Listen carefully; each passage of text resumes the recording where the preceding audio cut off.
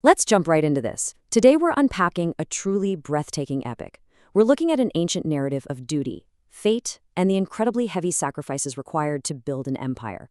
I mean, this is a story that literally takes us from the smoldering ashes of a fallen city all the way to the bloody foundation of the greatest empire the ancient world had ever seen. It's wild. Let's get into this explainer.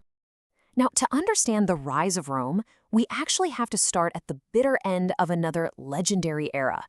Imagine the sheer terror of that night. Greek soldiers spilling out from the belly of a wooden horse in the dead of night. They throw open the gates, turning the majestic, totally impenetrable city of Troy into this literal river of blood and fire.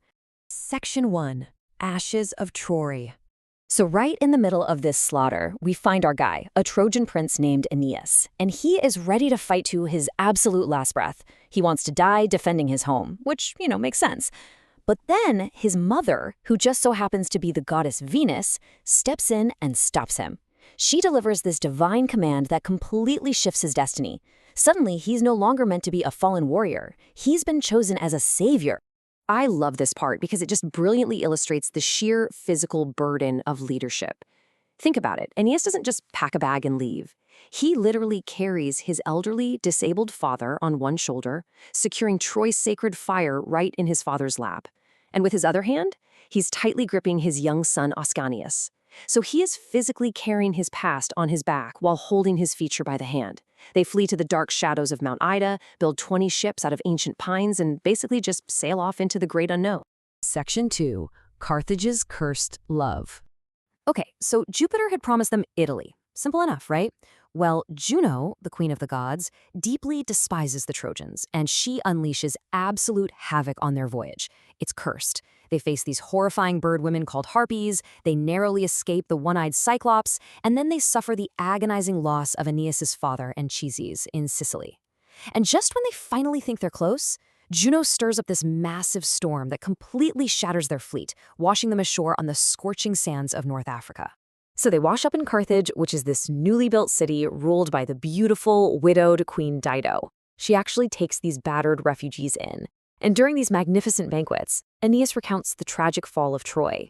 He tells it so movingly that Dido's heart just melts. Plus, aided by the hidden arrows of Cupid, these two lonely souls fall deeply, madly in love. Aeneas ends up staying for months. He's helping build her palaces, ruling right by her side, completely forgetting about his divine mission. Naturally, Jupiter looks down, sees this, and sends the messenger god Mercury. Mercury appears in Aeneas' dream, furiously demanding to know, are you really going to be a slave in a queen's palace? Why are you stealing the legacy of your future children? He commands Aeneas to pack up and leave immediately. Torn right down the middle between his profound love for Dido and the unbreakable will of the gods, Aeneas makes a devastating choice. He orders his ships to untie their ropes in the dead of night, fleeing in secret. When Dido wakes up and sees that empty harbor, her entire world shatters. She builds this massive pyre, climbs on top of it, and falls on Aeneas' sword. But before she dies, she screams out this terrifying curse to the heavens. It's honestly a spine-chilling moment, especially since this exact curse foreshadows the real-world Punic Wars and the legendary General Hannibal. Section 3. Future in the Underworld. At this point, Aeneas is totally desperate to understand his fate, so he actually descends into the underworld, guided by the mysterious prophetess, the Sibyl. It's a wild journey. They cross paths with the ferryman Charon, bypass the three-headed hound Cerberus, and Aeneas even runs into the unforgiving ghost of Dido, who literally just turns her back on his tears. Finally, though, he reaches the Elysium Gardens. It's this tranquil paradise where he's at last reunited with the spirit of his father. Now, in these Elysium Gardens, Anchises leads his son over to the mystical river Lethe. He points out thousands of unborn souls just waiting on the riverbank. This is an absolutely breathtaking vision of the future.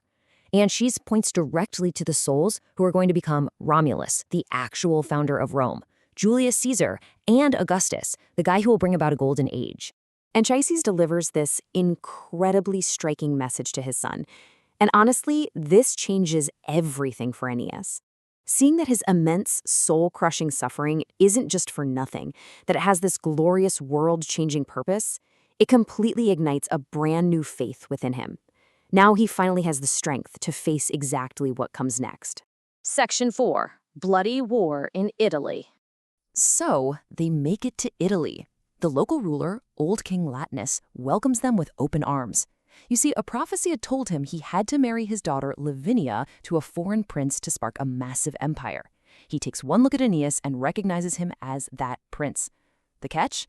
Lavinia is already engaged to the proud and very fiery Rutilian king Turnus. Enraged by this whole situation, and of course, provoked by our old friend the jealous goddess Juno, Turnus incites all the Italian tribes. Suddenly, the peaceful paradise of Latium is echoing with the clash of armor and war cries. Finding himself vastly outnumbered, Aeneas travels up the Tiber River, desperate for allies. He ends up befriending King Evander, who actually entrusts his brave but super inexperienced young son, Prince Pallas, to Aeneas's protection. Oh, and Aeneas is also gifted this invincible, divine shield forged by the god Vulcan, which depicts all the future victories of Rome. Pretty handy for a war, right? Well, the battlefield quickly turns into an absolute lake of blood. In the heat of combat, the fierce King Turnus singles out young Prince Pallas. Pallas fights bravely for sure, but he is just no match for Turnus's massive spear. In a devastating blow, Pallas is killed. And to make things so much worse, Turnus brutally strips the boy's heavy gold-embroidered sword belt and straps it across his own chest like some bloody, arrogant trophy. Section 5. The Final Duel and Rome. Hearing this, Aeneas just tears through the battlefield looking for one man. Finally, the two kings meet in this earth-shaking duel, watched by both armies, and literally the gods themselves who are holding their breath. It is the ultimate clash, the kingdom of the old world versus the empire of the new. Armed with his divine strength and Vulcan's shield, Aeneas lands a crushing blow, bringing the fierce Turnus right down to the dust, severely wounded. And right here is where we hit this climactic moral crossroads. Turnus, totally defeated, looks up and begs for his life. He surrenders the kingdom, he surrenders Lavinia, but he asks Aeneas to spare him out of pity for his own elderly father. Aeneas freezes. He knows exactly what it's like to love an aging father. He lowers his sword, completely caught in this harrowing choice between showing mercy and exacting vengeance.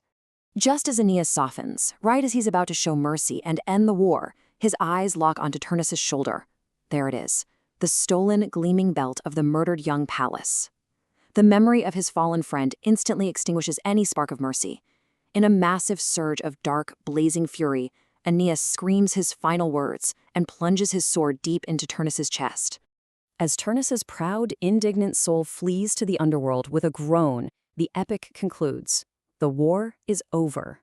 Destiny is fulfilled. Aeneas will marry Lavinia, and the phoenix that rose from the ashes of Troy has finally taken root in Italy. The greatest legend the world has ever seen, the Roman Empire, will be built upon this agonizing triumph. The foundation of Rome wasn't just built on stone, was it?